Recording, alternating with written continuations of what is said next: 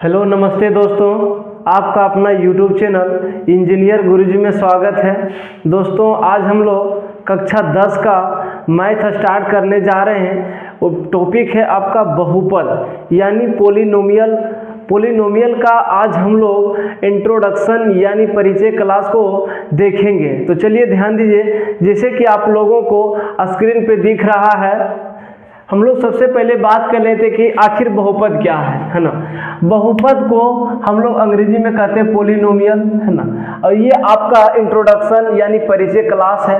सबसे पहले हम बात कर लेते हैं आखिर ये बहुपद में हम लोग चर राशि अचर राशि क्या होती है। तो सबसे पहले चर और अचर राशि को जानने से पहले हम लोग राशि की बात कर लेते हैं। राशि यहाँ पे थोड़ा सा आप लोग ध्यान दीजिएगा, है ना। राशि क्या होता है, तो राशि के बारे में हम लोग पहले समझ लेते हैं। राशि, है ना, या राशि यानी क्वांटिटी, कहते हैं किसी वस्तु अथवा परिमाण को व्यक्त करने के लिए जिन पदों का प्रयोग होती है उसे हम लोग राशि कहते हैं। जैसे आपको समझा दें कि किसी भी राशि को व्यक्त करना हो तो जिन पदों को, उसके परिणाम को व्यक्त करने के लिए जिन पदों को हम लोग व्यक्त करते हैं उसी को राशि कहते हैं। जैसे हमारे पास ये दो पेन है, तो ये पेन है। पेन कहने से इसकी राशि का पता नहीं चल पा रहा है कि आखिर ये कितना पेन है, लेकिन हमने अगर दो लगा दिए इसका मतलब दो पेन है, यानी उसको जो राशि कितना हो गया,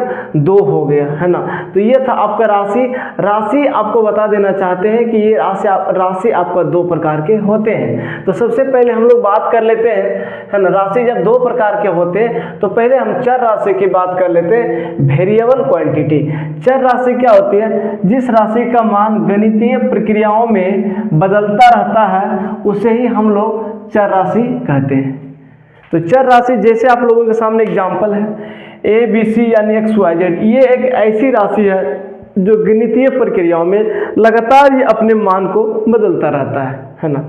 चलिए हम लोग अचर राशि को समझते हैं। अचर राशि यानी कांस्टेंट क्वांटिटी, है ना। जिस राशि का मान गणितीय प्रक्रियाओं में नहीं बदलती है उसे अचर राशि कहते हैं। जैसे आपका जितने भी होल नंबर होते हैं यानी पूर्णांक संख्या जितने भी होते हैं, 0 से लेकर इन्फिनिटी तक यानी अनंत तक, वो सभी जो नंबर होते हैं वो हम लोग उसको अचर राशि के नाम से जानते हैं। तो जैसे में एग्जांपल है 0, 1, 2, 3 से लेकर इन्फिनिटी यानी अनंत तक। हम लोग चर और अचर राशि के बारे में थोड़ा सा आगे में डिस्कस करेंगे, एंड आखिर ये चर और अचर क्यों होता है, ठीक है। चलिए हम लोग बात करते हैं बीजीय व्यंजक, है ना, यानी अलजेब्रिक फंक्शन को। कहता है चर तथा अचर राशियों के योग, अंतर, गुणन एवं भाग के संयोग से बने पद को बीजीय व्यंजक कहते हैं। बीजीय व्यंजक क्या होता है, यानी जो अलजेब्रिक एक्सप्रेशन जो होता है, जिसे में आपको एग्जांपल है ना, ये आपका कांस्टेंट टर्म है ना, ये आपका वेरिएबल है, ठीक है। यानी ये अचर पद है और ये चर पद है। इन दोनों के बीच में या तो ये गुना का साइन हो, या तो आपका बट्टा का हो, या तो घटा का हो, या तो जोड़ का हो। इस प्रकार से जो व्यंजक प्राप्त होता है उसी को हम लोग बीजीय व्यंजक कहते हैं। चलिए अब हम लोग बात कर लेते हैं आखिर बहुपद यानी पोलिनोमियल, है ना। पोलिनोमियल का थोड़ा सा एक सटीक डेफिनेशन को देखते हैं। कहता है कि ऐसा बीजीय व्यंजक जिसमें चर की घात ऋणात्मक नहीं हो उसे हम लोग बहुपद कहते हैं। अगर किसी भी बीजीय व्यंजक में चर का घात अगर ऋणात्मक होता है तो वो बहुपद नहीं कहलाता है। आपको बताएंगे कि बहुपद को पहचानने के तरीका होते हैं, क्या क्या तरीका होते हैं। जो बहुपद, जो चर राशि होती है उसका घात कभी भी ऋणात्मक नहीं होना चाहिए। उसका जो घात होता है दशमलव में नहीं होना चाहिए, बट्टा में नहीं होना चाहिए, रूट में नहीं होना चाहिए। इन सभी नियमों को अगर पालन करती है तो हम लोग उसे बहुपद कहेंगे, अन्यथा बहुपद नहीं कहेंगे। चलिए ध्यान दीजिए, तो ये था बहुपद आपका ऐसे बीजीय व्यंजक जिसमें चर की घात ऋणात्मक नहीं हो उसे हम लोग बहुपद कहते हैं। एग्जांपल आपके सामने है ना, 4x स्क्वायर में अगर हम लोग अचर राशि का घात को अगर माइनस में कर देते हैं तो यानी ये बहुपद नहीं होगा। और आपके सामने 3y² + 2, इसका जो पावर है ना, चर का जो पावर है ना, अचर राशि -2 है इसका, अगर इसका पावर माइनस में है तो यानी ये भी बहुपद नहीं है, ये चीज को ध्यान रहे, यानी उसका जो मान होगा माइनस में नहीं होना चाहिए, है ना, तो वो बहुपद कहलाएगा। एग्जाम्पल आपके सामने। अब हम बात कर लेते हैं कि टाइप ऑफ पोलिनोमियल यानी बहुपद के प्रकार। बहुपद कितने प्रकार के होते हैं, क्योंकि थ्योरी पहले आप लोगों को जानना जरूरी है। अगर थ्योरी अच्छे तरह से क्लियर हो जाता है तो फिर आपको सवाल लगाने और बनाने में अच्छा लगेगा, तो उसके लिए आगे अब बनाएंगे, पहले आप लोग थ्योरी देख लीजिए। हम लोग बात कर लेते हैं बहुपद के प्रकार, टाइप ऑफ पोलिनोमियल, बहुपद कितने प्रकार के। ऐसे जनरली अगर हम बात करें बहुपद 2 ही प्रकार के होते हैं, लेकिन एक अलग टाइप का पोलिनोमियल होता है, एक अलग प्रकार के बहुपद होते हैं, इसीलिए हमने उसको 3 प्रकार बता दिए। चलिए, तो पहला है आपका जो 3 प्रकार बहुपद होते हैं, पहला घात के आधार पे बहुपद होता है, फिर पद के आधार पर बहुपद होता है, शून्यक बहुपद होता है। ये हम बात कर लेते हैं कि घात के आधार पर जो बहुपद होते हैं वो 3 प्रकार के होते हैं, पद के आधार पे बहुपद होते हैं वो भी मामूली तौर पर हम लोगों को जो सिलेबस से पढ़ना है वो भी 3 प्रकार के होते हैं। तो इन सभी को पूरी डिटेल में जो जानकारी हम नेक्स्ट वीडियो में डालने की प्रयास करेंगे। चलिए, तो आप लोग फिलहाल इतना जानिए कि बहुपद कितने प्रकार के होते हैं, यानी टाइप ऑफ पोलिनोमियल। तो बहुपद 3 प्रकार के होते हैं, घात के आधार पे, पद के आधार पे, शून्यक बहुपद। फिर इसका भी प्रकार है, हम लोग नेक्स्ट लेक्चर में लेकर के आते हैं। चलिए, ध्यान दीजिए आप लोग, बहुपद यानी बहुपद, है ना, बहुपद 2 शब्दों से मिलकर बना है ना। बहुपद कितने शब्दों से, बहुपद 2 शब्दों से मिलकर के बना है। पहला है आपका बहु, यानी बहु का अगर हम लोग मीनिंग निकाला जाए तो ये मैनी होता है, और मैनी का अर्थ होता है बहुत। दूसरा पद, दूसरा है शब्द पद। पद का मतलब होता है टर्म्स, और टर्म्स का मतलब है ना पद, है ना, यानी पदों। चलिए, अब हम लोग बात करते हैं अंग्रेजी में। अब बहुपद को अंग्रेजी में पोलिनोमियल कहते हैं। अगर पोलिनोमियल को, पोलिनोमियल यानी जो अंग्रेजी शब्द में, ये भी 2 शब्दों से मिलकर के बना है। पहला शब्द है आपका पोली, जिसका अर्थ होता है मैनी, और मैनी का मतलब होता है बहुत।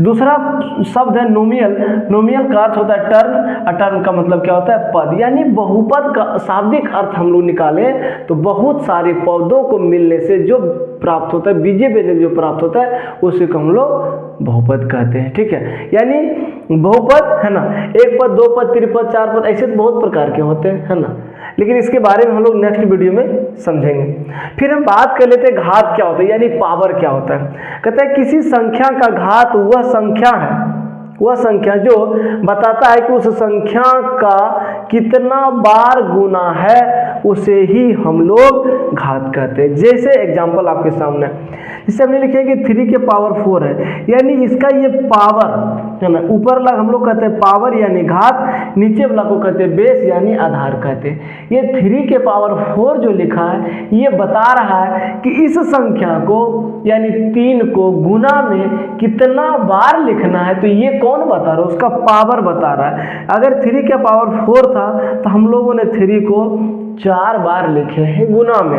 अगर 3 के पावर 5 हो या कोई भी नंबर हो जिसे 10 के पावर 5 हो, तो 10 गुना 10 गुना 10 गुना 10 हम लोग 5 टाइम्स यानी 5 बार गुना में 10 को लिखेंगे।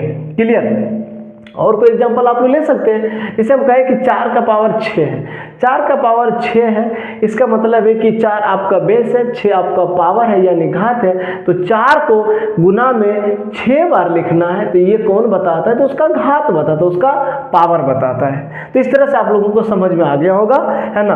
हम बात कर लेते हैं कि अगर कोई x के पावर n हो तो उसको हम x को n बार के रूप में लिख सकते हैं गुना में। चलिए, अब हम बात कर लेते हैं थोड़ा सा बीज गणितीय पद क्या होता है, यानी एल्जेब्रिक टर्म्स के बारे में थोड़ा सा समझ लेते हैं। ये आपका बेसिक जानकारी, ये थ्योरी वाली क्लास है, ये एग्जाम की दृष्टि से नहीं है, लेकिन एक अच्छे स्टूडेंट अगर आप बनना चाहते हैं, एक अच्छे जानकार स्टूडेंट बनना चाहते हैं, तो थ्योरी का क्लास आपको जानकारी रखना बहुत जरूरी है। अगर थ्योरी का क्लास आपको नहीं नॉलेज है तो सवाल आपको डिफिकल्ट कर सकता है, तो इस चीज़ को आप लोग ध्यान में रखिएगा। चलिए, तो यहाँ पे ध्यान दीजिए थोड़ा सा आप लोग, है ना। बीज गणितीय पद यानी एल्जेब्रिक टर्म्स क्या होता है, कहता है चर अथवा अचर राशि के गुणनफल को बीजगणितीय पद बीजगणितीय पद कहते हैं। जैसे आपके सामने अभी हमने बताया था कि राशि यानी क्वांटिटी दो प्रकार के होते हैं, एक वेरिएबल टर्म्स, एक होता है कांस्टेंट, है ना। तो दोनों को मिलने से, है ना, यहाँ पे आपके सामने चर अथवा चर राशि के गुणनफल को बीज गणितीय पद कहते हैं। देखिए आपका यहाँ पे ये अचर राशि, ये चर राशि, ये दोनों मिलने से एक जो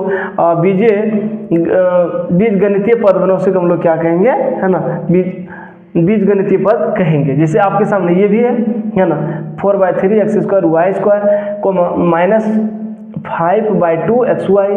तो ये आपका इसमें क्या है ना कि चर राशि और अचर राशि दोनों मिल करके बना है, उसी को हम लोग कहेंगे, है ना, गुना में हो, है ना। देखिए सभी मान आपस में एक दूसरे का क्या है, गुना में, तो इसी को हम लोग क्या कहेंगे, बीज गणितीय पद कहते हैं।